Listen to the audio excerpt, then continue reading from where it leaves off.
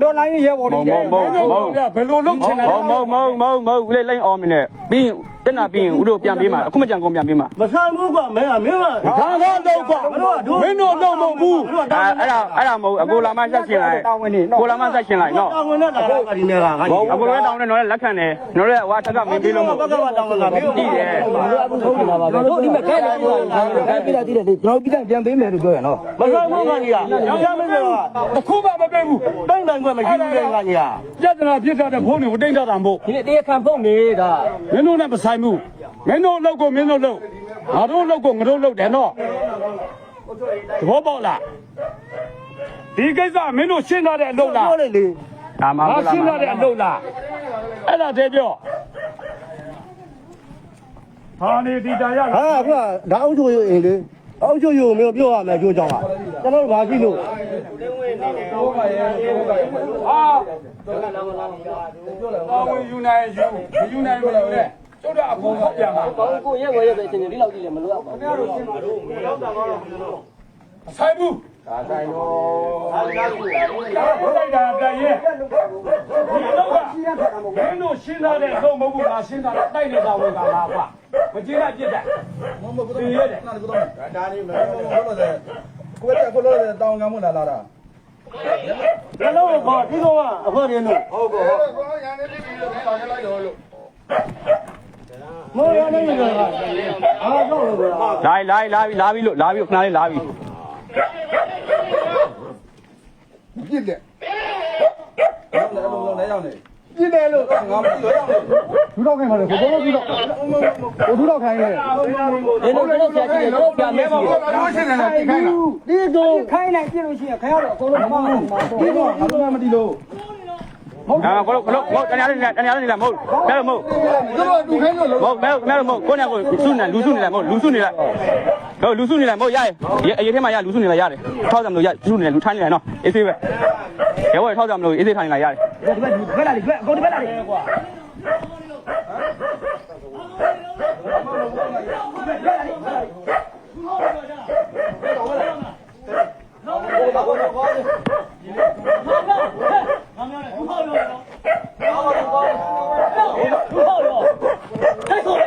ဟုတ်တော့တိုက်ကြမယ်ရဒီပါကောင်ဟာဒီလားဟာဆိုကြလောက်တာလေဟာဒီဟာမင်းတို့ကောင်နေအင်းစစ်ပြင်းရှင်းတာကောက်လိုက်မယ်နော်ဟာဒီလေဟုတ်မြေတော့ဒီနဲ့ကန်နေပဲပြောတာကောက်မယ်ဟဲ့ပါကောင်ကျောင်းကြောက်အော်ကြမလို့လေဘာလို့အော်လဲဘာလို့ရနေလားခင်ဗျဘယ်လိုအဲ့လိုမလုပ်အောင်မလုပ်ဟာရ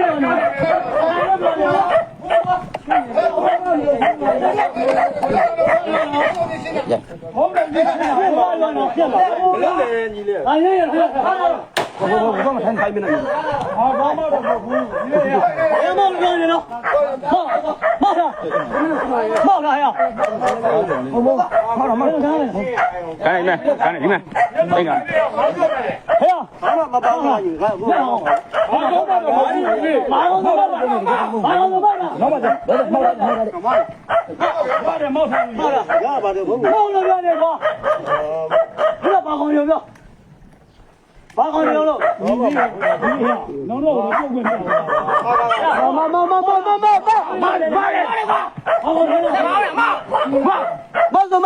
မောက်လာအေးစမောက်လာဟာကမဟုတ်ဘူးလားဘယ်လိုတောင်းရပြီလားအောင်ပြောတိုင်ဝင်ကျုပ်တယ်ဒီရပါရနော်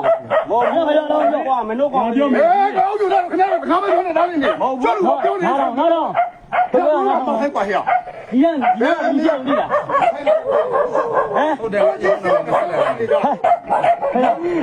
နာကသူရှိရလားပြီးတယ်ငါပြီးတယ်အောင်ကြီးမင်းဦးလည်းအခုညီပိတ်ခဲ့ပြီလားလက်တွေကောင်းပါတင်လက်တွေကောင်းပါတင်လား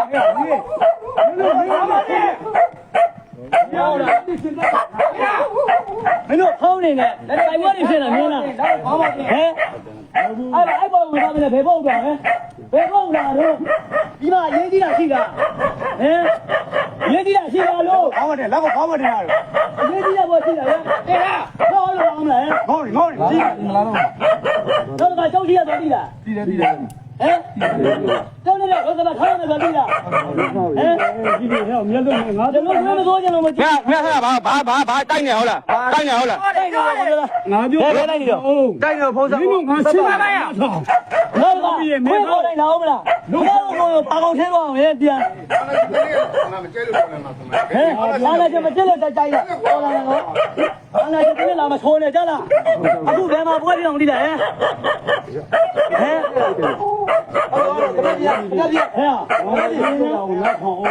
ဲ့ဒီပွဲပြင်မပြင်းတာလို့ ဘွဲဖြစ်တာမဖြစ်တာပြောဟောအဲ့ဒါကငါကွာဟာသူကငါတိုင်နေကွာတော့ရလုံး ပွဲတိုင်းမလို့လားခဏလို့လို့တာရေးပြတယ်ဒါပေမဲ့ဒီလိုခေါ်တဲ့အဆင်ဟာခဏလို့တဲ့ခင်ဗျာဒါနေပါရုံလိလား မင်းကဒီလိုက်ကြီးလေးငါတက်ပလိုက် ဒီတရားမမှုကတရားမလည်းရှင်းရတာယူ အခုတော့ဒီမှာလည်းတိုက်နေပါခွဲတာ အော်ပါလို့ရှိ အဲ့ဒီမှာ ဘုရားတို့ကလည်းမေးကြည့်တယ်ခံ ငါတိုင်ကငါရှင်းလား ချဲလူချဲရဘုံကောင်ချဲလား ရလုံး ဒီလုံးဘာကောင်တော်တိရလားဒီလုံးလုံးမရရင်ကြလား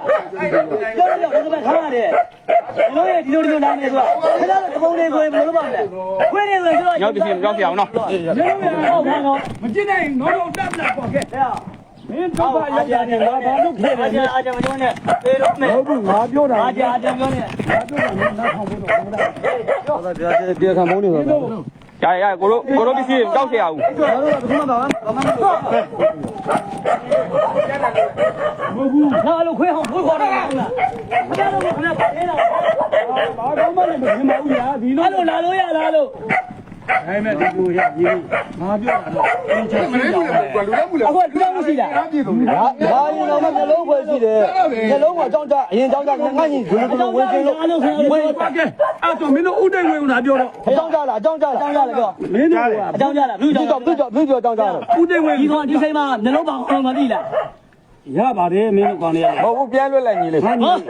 အခုလည်းကိုညံနေတော့ကျွန်တော်ကိုမပါအောင်တော့ မဟုတ်ဘူးနော် နှလုံးသားကောင်းလို့မသိလား သိပါတယ်မင်းတို့ ကျွန်တော်ခွဲလို့ဘာမှမလုပ်ချင်ဘူး ငါညီဒီလုံနေတာလဲငါသိပါတယ် အဲ့တော့ခဏတော့ဘယ်သက်ထားကြပါလား မင်းကမတို့ရဲဘော်တယောက်ကြလာ ကြားလာလို့ကြားလာခဏတော့ပဲတို့တိုက်လာလဲရဲဘော်တယောက်ကြားလာကြားလာ သိပါတယ် မနေ့ကကိုကြားလာလိလား ငါလည်းဒီအတင်မနေ့ကရောက်ခဲ့တဲ့ငါညီဒီမင်းတို့မကြည့်နဲ့တပ်ပ ခ လိုက် ဏတော့တိုက်သွားခဏတော့လေတိုက်သွားခွဲလို့ကျွန်တော်ပြည်ရတဲ့ဒုက္ခရောက်တာသိလား အာငဲ ခဏဝဲလည်းတိုက်ကြည့်ဒီတော့ပဲခံဘလို့ရှိအောင်ခဏတည်းရတော့ ငါစိတ်ဝန်းကွက်တယ်ဆိုတာတော့စကားမပြောနဲ့ငါညီငါလုပ်တယ်ငါလုပ်တယ်ဘော အေးအဲ့တော့အခုဒီလေးကိုဘာလို့အားတော့ပြော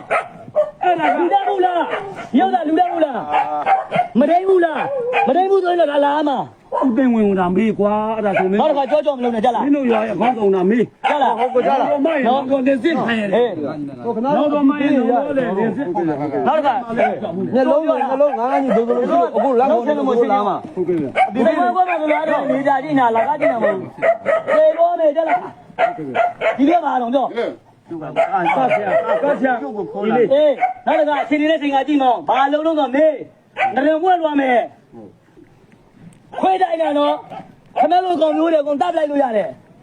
ခွေးတောင်တရဲတဲ့ကောင်တွေ ဘိုးဘိုးကညီလေးငါပြောတာငါထောင်ဆောင်အေးစေးပြော ပြောရပြော ဒီလိုပြောရင်တော့ရပြတ်တယ်ဖြစ်တယ်နော် အေး မင်းတို့ဒီရွာမှာဥသိမ်းဝင်ကရှင်းမရဘူးရှင်းမဲ့တော့တိုက်နေတောင်ကဆိုတော့ငါရှင်းတယ်အဲ့ဒါကိုသူတို့ကိုတဘောတူလက်မှတ်ထိုးသွားတယ်နော် အေး ထိုးတော့အဖြတ်မခံတာတဲ့ကွာကဲ အေး မင်းတို့လည်းစဉ်းစားလေးရတာ စဉ်းစားမယ်ဒါတော့ဒီကလူကြီးတွေဘယ်နှယောက်ပါအောင်ပြော အာဥသိမ်းဝင်ပါတယ်ဥလူလာပါတယ်အဓိကကောင်2ယောက်ပဲပြောမှာ အဓိကကောင်2ယောက်စကုံးခွဲအဓိကမဟုတ်ဘူးလားစကုံးခွဲအဓိကမဟုတ်ဘူးလားဟောဒီ ဟုတ်တယ်ဒီလေးတိုက်နေပါရောက်တယ် တိုက်နေကောင်းတယ် ဘာလို့ဝင်လာပြီဘာလို့ဝင်လာပြီလေဒီတော့ ဟောတော့ဝင်လာပြီနော် ရဲဘော်ခင်ဗျာရဲဘော်လား ဘယ်မဟုတ်လား ဘော်တယ် တယ်ဗျာ အခုပေါ်လာတော့ ဘော်ခင်ဗျာပြောချက်လားတိဘူးလား ညတော့ဘာတော့ပစ္စည်းလေးတော့နဲ့လာဆိုဘာတော့ဖိုက်တာလောက်ပေါ့ မိုင်းကလောက်တာလည်းမဟုတ်ပါဘူးမင်း ကျွန်တော်တစ်စိတ်ကနော်ခွင့်ရတရားနဲ့တော့ကျွန်တော်ဘယ်တော့ဖိုက်တာကောင်းနေဒီလားညောက်လောက်လေးနဲ့လာခဲ့တက်တောင်လာခဲ့ ငါညီဒီလောက်တာကိုနောင်တော်က အခုစဉ်းစားကြည့်တဲနေပြောလို့ဆိုတာထား ဒါပေမဲ့တာဝန်နဲ့ဝတရားကြောင့်ဒီလိုကြောင့်ဒီလိုလာတော့ဟုတ်ပါလာတယ်ကွာမင်းတို့ဘွဲကိုကြတော့ကဲငါတို့ကတကယ်ကိုမိတာအမှန် ဟိုပြောလုံးလုံးမင်းတို့ငါပြောသိတယ်ဗျာပိတ်တာပိတ်တာဟိုကနာကြည့်လား ဒီလုံးလား မျက်လုံးမငါ့ကိုမမတ်မိတော့ပြည့်ရှင်းပြည့်ခွန်ကြီးလေးခဲ့ ဒါထားထား နဲ့တော်ကြီးတိတ်နေပြီတော့ ဟုတ်ပါဘူး ပါတော့ဟုတ်တော့ အဲ့ဒါချိန်မှလည်းကုန်တော်လာမှာပဲ အားချောင်းရပြီလား အားချောင်းရင် ဟောမူငါကြီး အားချောင်းရပြီလားဟဲ့ဒါပြောဘာဖြစ်လဲပြောဘာဖြစ်နေအောင်ပြောဒီလိုဓာတ်တွေလို့တော့ခင်ဗျားတို့ဒီပုံစံနေမဟုတ်ဘူးနော်ဒီလိုရှင်းရှင်းလို့တော့ဒီပုံစံမဟုတ်ဘူးနော်ပြန်တော့တဲ့ညလုံးပါအောင်လဲဆိုတာနော်ရလား အာညီလေးရမင်းလုံးတော်ပြောတာနောက်ထောင်မင်းတို့ကောင်းလေး လောင်တော်တော့မထဲနဲ့ ခေါင်းလည်းမပြောနဲ့ ခင်ဗျားတို့နှိမ့်တဲ့ကခိုင်းရတာတဲ့ကောင်တွေပြီလား ငါတို့က ခင်ဗျားတို့ဓာတ်တွေကျုပ်ကစီးပွားမှာဆိုဘာမှမပြောခဲ့တာတောင်းမမတင်းနေခိုးတာခင်ဗျားတိလား မ ဘိုးနေတက်တောင်းတာခင်ဗျားတိလား အဲ့ဒါတော့ကြည့်တယ် မိကတက်ထောင်းတာတိလား ငါကိုယ်တိုင်မလုပ်ဘူး ဘိုးကလည်းငလုံးအရင်ရှိတယ်ပြော လိုက်ရလိုက်ရှင်လေခင်ဗျားလည်းတိုက်နေရဆိုတိုက်နေရဆိုလိုက်ရှင်လေ နော် ဒင်းပေးလေဒီနေ့ ဟုတ်တယ်မလား ဘိုးကမင်းတို့ကဓမြနဲ့ထိုင်လို့လို့ပါတော့ အရက်နေတောက်လာပြီးဖြည့်ရှင်းလာပါ အော်ငါကြီး အရက်တောက်လာပြီးဖြည့်ရှင်းလာလားအရက်နေတောက်လာပြီးဖြည့်ရှင်းလာပါ အော်ငါကြီး အရက်တောက်လာပြီးဖြည့်ရှင်းလာတာဟုတ် မဟုတ်ဘူးမဟုတ်ဘူးရ ဒီလူတွေပဲကြည့်လိုက်လားအရက်တောက်လာပြီးဖြည့်ရှင်းလာတဲ့ ရက်တော့မှပြောဘာပြတာအခုကအ ရက်တောက်ပြီးဘာဖြည့်ရှင်းလာလဲ မဟုတ်ဘူးညီလေး ဘယ်မင်းတို့ကစော်ကားနေ အရက်တောက်ပြီးဘာဖြည့်ရှင်းလာ တော့ တော့ မှုဘာဖြစ်နေလဲဆိုမင်းတို့ဘာလို့လဲကွဲပြီဟဲ့နေခွဲမလို့ခွဲပလိုက် ဟဲ့လေမတောက်နဲ့တော့ ဒီလိုတဲ့ဆိုင်ဘုမပါနဲ့ဘာမဟုတ်တာဟုတ်လားဘာမဟုတ်တာဟုတ်လားဘာမှမလုပ်ပါဘူးဘုနာမဆိုင်တဲ့လူဘာမဟုတ်လား ဘာထိုင်လို့ဝုန်းခါတော့ ဟုတ်လားဒီတော့တဲ့ခွေ ခိုင်နေလိုက်တာ အဲ့ကနေသေးဟာ လက်လုံးတွေမကိုင်ဘူးအစ်စ်တွေပဲယူမှာလို့ လာငါငါ လက်လုံးတွေခါကြတယ် လာအဲ့ဒါမယ်ဟုတ် ဟုတ်တာ ဟုတ်တယ်ဟောငေါ့တာခွဲမှာတော့အနောက်မှာတော့ မကြည့်ရတော့ကြည့်လို့တော့ကတော့မဟုတ်ဘူး လာငါကြီး နှလုံးကပြောပြီးမှလုပ်တာ လာညလို့ဟိုလာ ပြောနှလုံးပါကောင်းလို့ဆိုတာခဏကြည့်ရနော်နောက်တော့တော့ထားပြီးလာအောင်မသိလား အင်းလည်းငါအကြောင်းတည်တယ်ငါလည်းမေးကြောင်းတည်တယ် ညလုံး ပြောမင်းတို့အဲ့ရည် ဆက်လို့ရမရရင်အစားတောင်းငန်းဆက်လို့ရမယ်ထုံးတယ်ငါတို့ပြလိုက်ဦးရတယ်ငါပြီဆက်လို့ချင်းလို့ရအဲ့ဒါ ခါနေလိုက်တာထွက်နေလိုက်ထွက် ခုကပဲ ဘယ်လိုလုံးလို့ရလားဘယ်လိုခံရရကျိုးကတဲတွေလားခါလို့ခံကြမသိဘယ်ဖေးကောလို့ကောင်းတာမသိဘူး အေးစီဆွေဖြည့်ရှင်းတာပါညလုံးရ အဲတေးဖေးချင်းမလို့ခဏတော့လူလိုနားလေလို့ကိုတပတ်ဆိုရလိခေါနားထောင် ဒါမဲ့အဲ့ဒါဝင်းစင်းနဲ့တို့ပြောရဲ့ ဒီမှာမပြောရှိလားညလုံး ချိုးရမှုကိုတော့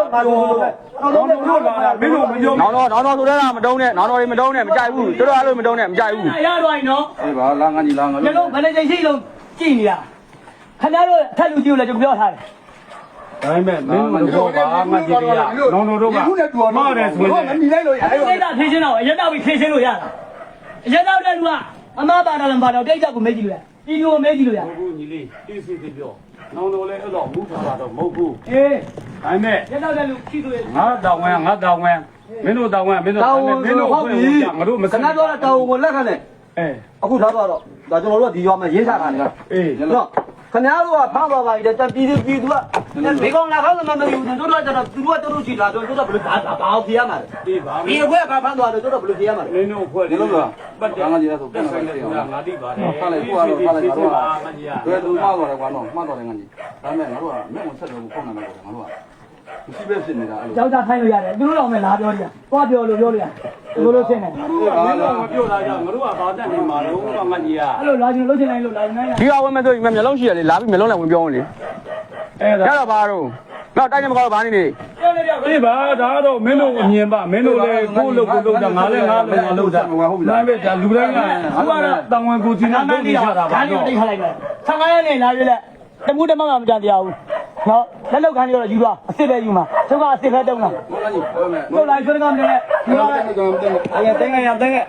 စိုက်တဲ့ကောင်တက်ခဲလို့ကအိုင်ဝဲလိုက် ညလို့ညလို့ပြ လာကြီးပဲလာကြီးပဲကျွန်တော်ကြီးပဲဒီကျင်းလိုက်မလို့တရားတာပဲ ဘုံညီလေးရော ကျွန်တော်ဆွေးကမနေနဲ့ နော် ဟိုမဟုတ်သေးနေသေးနေသေးနေသေးနေဒီမှာကြည့်မတော့ပါတော့ပါတော့ကြည့်ပြီးပြီးပြီး ဒီလိုရပါတယ်မင်းတို့ကောင်းလေးရလဲ အေးတော့တော့လို့ ကြည့်စင်းသားယူမှယူရလားစင်းသား တချို့အရာတွေကမင်းတို့ဒီကပိုင်တိကုန်းဒီပုံကညီကိုလေးပါမင်းတို့လည်းမင်းတို့တော့ဟုတ်တယ် ဒီကိုလိုနေတာကိုတို့ ဒါပေမဲ့နောင်တော်မရင်အဖွဲကိုစားငါတော့မှလဲဥတိမ်ဝင်ကိုတော့ချိတယ်ငါကြီး အေး သူတို့က မင်းတို့ဖုန်းတယ်အခုတော့ဖုန်းလိုင်းကလည်းပြနေရလေ ထိတ်အောင်တွဲမှာကိုတည်တယ် အခုကဘာကိစ္စနဲ့မှပြောတော့မဟုတ်တော့ကျုပ်ရောလာပြီးတော့ဝင်တိုင်းဝင်ဖက်တိုင်းထွက်လို့လုပ်တာနော်ဆိုစမမထားလို့လုပ်တာဟိုကထိရှိတယ်အလာကားထားတာမဟုတ်ဘူးလေးမဲ့တိုင်းနေမဟုတ်ဘူး ပြန်လာလေးသားမှာ အေးဟုတ်တယ်နော်အပြန်လာလေးသားမှုရှိ ရှိတယ်ဒါပေမဲ့သူကမပြောတာကြမကြည့်လာလို့မှာတော့ ကျွန်တော်တို့ချင်းစင်ကျွန်တော်ကချင်းကြည်တခါအမှတ်နော် ဒီခါမှဒီခါမှ ကြည်က ဟုတ်ပါကွာမြေကငါကြီးရ ထိုင်းနေမထားနဲ့ထိုင်းနေ ခါကြလာပြီခဏပါ မဟုတ်ပါဘူး ထိုင်းနေ ပြီလားသိနေတော့နော်ခဏတိုက်တိုက်နေဒေနာဖိမယ်နော် ဒီတော့ဘာမှမပြောတော့โอเค ပိတ်ထားတာကိုအေးတော့ပြီအေးစင်းနေ ဟုတ်ပါကွာ တော့ပြီအေးစင်းနေနော် မင်းတို့လုံးချင်လို့လုံးတော့ကတော့ တော့လုံးချင်တာလုံးနေမဟုတ်ဘူး မပြောပါနဲ့လုံးတာမပြောပါဘူး လုံးချင်တာလုံးနေမဟုတ်ဘူးနော်ဒီလား သိပါတယ်ဟိုလိုကမျက်လုံးလည်းသိပါတယ်ဒီကိုလိုနေကြတာ အရက်တော့ပြီအေးစင်းနေတော့ဟောမမလုပ်နဲ့ဟောနဲ့ပြပြဒီရတယ်ပြီတိတ်တိတ်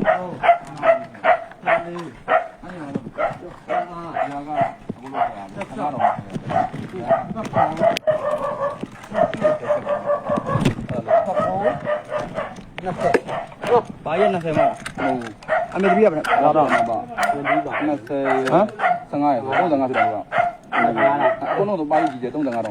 ဟုတ်ကဲ့ရတယ်မမကြီးဘောက်လာတယ် အဲ့လိုပြောတော့ဟုတ်တယ်ဖြစ်နေပြီလားဘာသာဖတ်တယ်မလို့ဘူးဟဲ့ဘာမှလိုက်ခိုင်း ပြီးတော့ဒီလိုပါလို့ ပြီးတော့ ညူလာချာညူလာ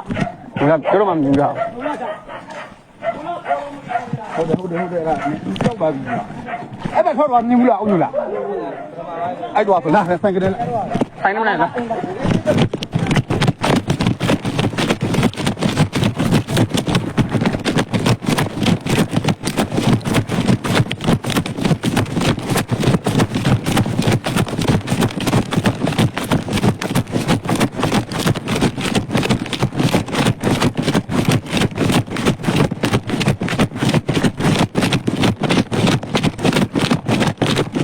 ညလာညလာညလာဘယ်မှာလာငါလာ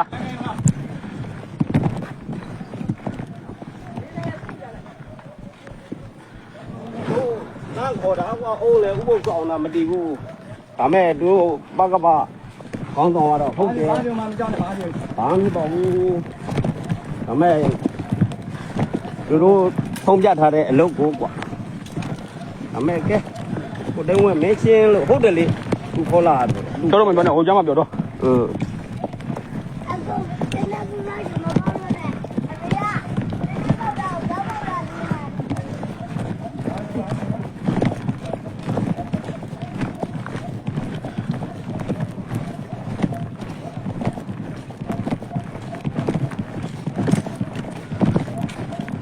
သူပြန်ထွက်လိုက်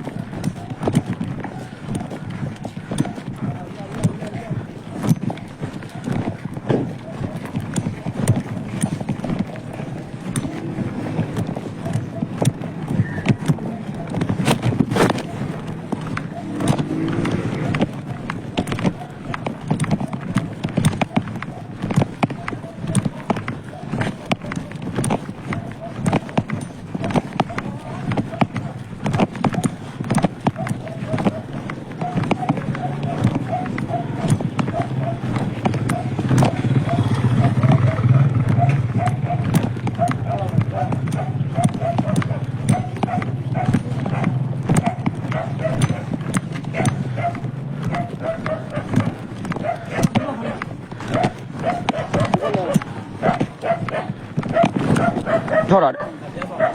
ခုထောက်တာတဲ့ အေးခုနထောက်လိုက် ညထောက်တမ်းမြောက်တာတမ်းမြောက်တာ ခေါ်တဲ့ရေချက်ကိုပြော အဲ့ဒါအုံးလေးပြောမယ်အုံးမတည်ဘူးကိုတုံးဝင်ခေါ်တာအုံးဥပုပ်ဆောင်နေတာအုံးလေးမတည်ဘူးအဲ့ဒါရေးနေရှင်းလို့ရတယ်အုံးလေးခေါ်တာပေါ့ အခုပြောလို့ရတာ မဟုတ်ဘူးကိုတုံးဝင်ခေါ်တာဒါအုံးလေးကိုအခုလက်ခေါ်မှာအုံးလေးကဒီလိုအုံးလေးကအိမ်ရတဲ့ထားလာခဲ့တာ တော်နေကအဲ့စာထုတ်နေလို့သူကတိုက်နေကိုသူကတိုက်တာပေါင်းနေဆိုလို့ကားရဲနဲ့ပတ်သက်လို့တော့ဘူးလို့ အဲ့ဒီဟုတ်တာကဒါကြောင့်ငါတို့ မင်းတို့ပါကုန်းခေါ်ငါပြောတယ် ဟုတ်တယ်လေအမခေါ်တဲ့အတွက်ခုဖြစ်တာလေဒီပြည်လူတွေမဲကြည့်တော့မတိဘူးတဲ့တော့ပြောရတော့မဲလက်နဲ့တင်နေတော့မင်းထောက်ခွန်း အခုငါမင်းတို့ချင်းနေမင်းကိုတည်းကခေါ်ကိုတို့ငါပြောတယ် အဲ့လေတိုင်းနေဦးတယ်ဟုတ်တယ်လေကိုတို့ကဒီအိုးရွာဝင်ဒီစပေါင်းကိုအကုန်ခေါ်ရမှာလေမင်းတို့ရောက်တဲ့လုံတော့ခုတော့ပြင်တာပဲမင်းတို့အမကမရှိတာမကန်ဒီစပေါင်းကဘာလို့ဝဲတာတော့ကဲ မဟုတ်ဘူးတိုက်နေမှာမပါဘူးရွာတယ်ဒါရက်ကြီးရင်ညီ ရက်ကြီးဟိုဒီကောင်ဘာလို့လာတော့ကဲ ရွာမှာလုံးရွာလူကြီးရောအကြောင်းကြားမှာလေ ဟိုဟာ ဩကြားတယ်သူပိုင်ရှင်းကိုတွက်ခေါ်တာမလင်းတွက်ခေါ်တာ မဟုတ်လေတကယ်တော့ငါပြောတာခေါ်လိုက်လို့ခေါ်ပြီးတော့ဒီလိုဒီကောက်ကိုလည်းဟုတ်တာပြော ပါရအောင်စီးတဲ့ပုံတော်နဲ့ကြာရိုးရော ဟာရှင်းတော့ရဲ့ရှင်းတော့ရဲ့တော့ကျန်တဲ့လူတွေ ညာနဲ့ပတ်တယ်လို့လက်ကလည်းငါမလိုက်ဘူးမရှင်းဘူးငါအဲ့ဟုတ်တာနဲ့ပတ်တယ်ဘာလို့ဆိုတော့ငါဘလောက်ပေါင်းတာလို့ ကိုလေးရနေတော့ထိုင်းနေတော့ သွားပြီလို့ ရနေတော့ထိုင်းနေတော့ ကြားရတဲ့ ညာကြီး အေး ကိုလေးမခေါ်သေးကြရင်နော် ဟာသူ့မိတဲ့ အော်မမေးကြခေါ်တိုင်းအားဖမ်းနေပေါ့ခင်ဗျားတို့တိုင်းတိုင်းဖမ်းမှလာပြောတန်လိုက်ရက်ရဲခေါင်းဆောင်ကြီးတော့ဘယ်လိုပြောမပါတော့ရဘူးခေါင်းဆောင်ကြီးတော့ပြောဟမ်ခေါင်းဆောင်ကြီးတော့